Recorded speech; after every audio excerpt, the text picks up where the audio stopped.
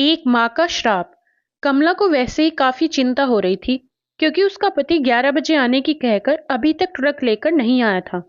उसका पति मोहन ट्रक चलाता था। कमला को अच्छी तरह पता था कि मोहन रात के समय शराब पीकर ट्रक चलाता है, इसलिए उसकी चिंता जायज थी। आशंकाओं के बादल उसके मन में घिरने लगे थे। ऊपर से चिंटू का लगातार रोना भी उसे और ज्यादा परेशान कर रहा था। कमला के पिता ने जब मोहन के हाथों में उसका हाथ दिया था, तब मोहन इसी घर में अकेला रहता था और किराए की जीप चलाता था। फिर उसने ट्रक चलाना शुरू कर दिया।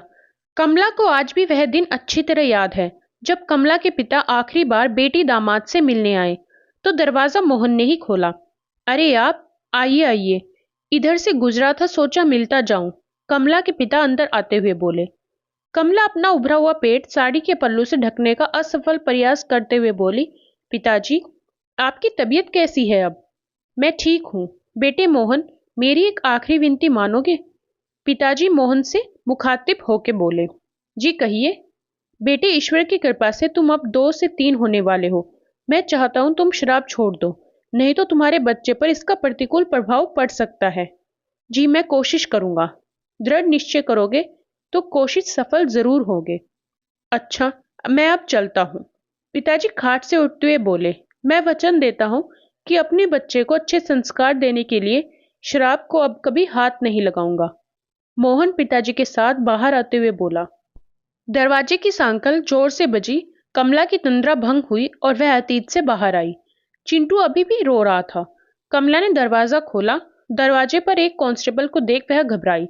हिम्मत करके पूछा, क्या है भाई? ट्रक चालक मोहन का घर यही है क्या? कांस्टेबल ने पूछा।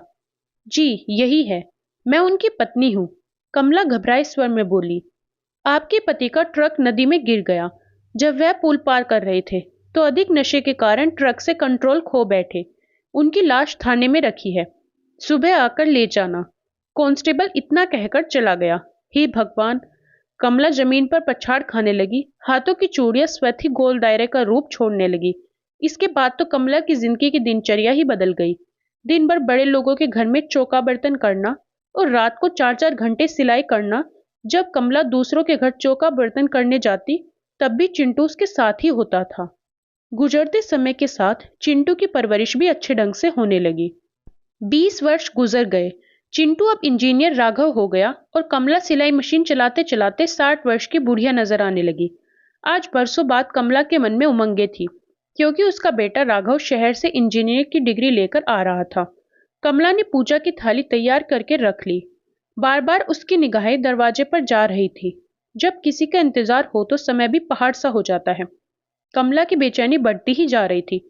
तभी दरवाजे पर साइकिल रुकी और उससे डाकिया उतरकर एक लिफाफा हाथ में लेता हुआ कमला की ओर बढ़ाकर बोला, आपकी चिट्ठी। डाकिया चला गया।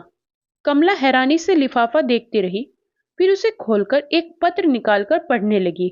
लिखा था, पूज्य मां चरण स्पर्श। मेरा आना अभी नहीं हो सका, इसके लिए शर्मिंदा हूँ। मुझे शहर के एक बहुत बड़े बिल्डर के यहाँ अच्छी नौकरी मिल गई है, साथ ही रहने के लिए फ्लैट और कार भी। माँ, इससे ज्यादा तुम्हें यह जानकर खुशी होगी कि उनकी लड़की से मेरी मंगनी हो गई है और 10 दिन बाद शहर के एक शानदार होटल में हमारी शादी है। मैं बाद में तुम्हारी बहू के साथ तुमसे मिलने जरूर आऊंगा। कब आऊंगा, यह पत्र द्वारा सूचित कर दूंगा। अपना ख्याल रखना, तुम्हारा बेटा राघव। पूरा पत्र पढ़कर कमला के चेहरे पर एक रंग आया और चला गया। फिर वह जोरों से हंसने लगी। तब तक हंसती रही जब तक फूटकर रो नहीं पड़ी। कई दिन बीतने पर कमला को जब आत्मबोध हुआ तो उसे लगा सब कुछ व्यर्थ है। अब उसके फर्ज पूरे हुए, उसे चलना चाहिए। 5 वर्ष बीत गए मगर कोई यह नहीं जान पाए कि कमला अपना घर यूं लावारिस छोड़कर कहाँ चली गई। राघव की शादी को 5 वर्ष बीतने पर भी वह संतान का मुख नहीं देख पाया। डॉक्टरों ने भी उसकी पत्नी रुचि को बांझ साबित कर दिया था। मगर एक दिन रुचि को पता चला कि काशी में गंगा किनारे एक आश्रम में एक साध्वी है, जिनका आशीर्वाद ही चमत्कार है। उसने राघव से उनके दर्शन की जिद की तो राघव को मजबूर होकर रुचि को काशी लेकर जाना पड़ा। काशी जाकर जब राघव रुचि के साथ उस साध्वी के आश्रम में पहुंचा तो उन्हें पता चला कि साध्वी अपने विशेष पूजा ध्यान के कक्ष में है।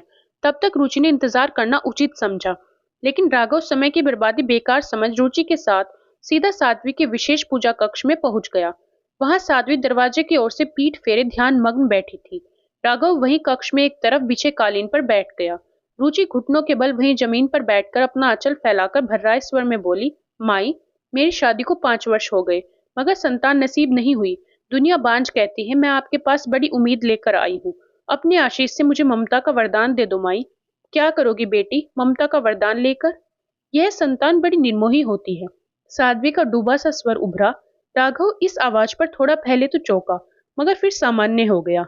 ऐसा मत कहो माई, बड़े भरोसे के साथ आई हूं आपके पास। रुचि गिड़गिड़ाई, पति के पापों का कुछ तो प्रायश्चित देना ही होगा पुत्री। तुम संतान का मुख नहीं देख सकोगी। साध्वी की वही डूबी आवाज उभरी। ऐसा श्राप मत दो माई, मेरे पति निष्पाप हैं। रुचि के इतना कहते ही साध्वी ने अपना चेहरा घुमाया और ठीक रुचि के सामने मुख करके बैठ गई। उसके चेहरे पर नजर पड़ते ही राघव मुंह से यकायक निकला, माँ, तुम? माँ, यह क्या कह रहे हो आप? आप तो कहते थे कि आप अनाथ हैं। आपके माता पिता एक दुर्घटना का शिकार हो गए। आपने मुझसे ऐसा क्यों कहा? रुचि ने राघव से कहा तो उसकी नजरें झुकती चली गई। कमला फीकी मुस्कान के साथ बोली, तुम माँ को भले ही चेहरे से पहचानो, मगर माँ अपने बच्चों को आहट से पहचानती है। मैंने तुम्हें शहर में रहकर अच्छी से अच्छी शिक्षा पाने का अवसर दिया, मगर अफसोस, तुम संस्कार याद नहीं रख सके।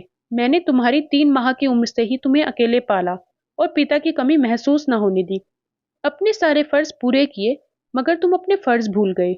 मैं यह सोचकर गर्व करती थी कि आपने अपने अकेले की मेहनत से अपनी मंजिल पाई, मगर आज मुझे आपकी पत्नी होने पर शर्म महसूस हो रही है। रुचि सिसक कर बोली, अब हमारे सत्संग का समय हो रहा है, तुम दोनों जा सकते हो। कमला खड़ी होते हुए बोली, माँ, मुझे बांझ होने के श्राप से तो मुक्ति देती जाओ। रुचि कमला के पैर पकड़ते हुए बोली, पुत्री, मैं खुद नहीं जानती मेरे मुंह से यह वचन कैसे और क्यों निकले, मगर शायद यही कुदरत का न्याय हो। फिर भी तुम मन में धैर्य धारण कर उसी कुदरत की कृपा की प्रतीक्षा करो जिसने तुम्हें यह श्राप दिया।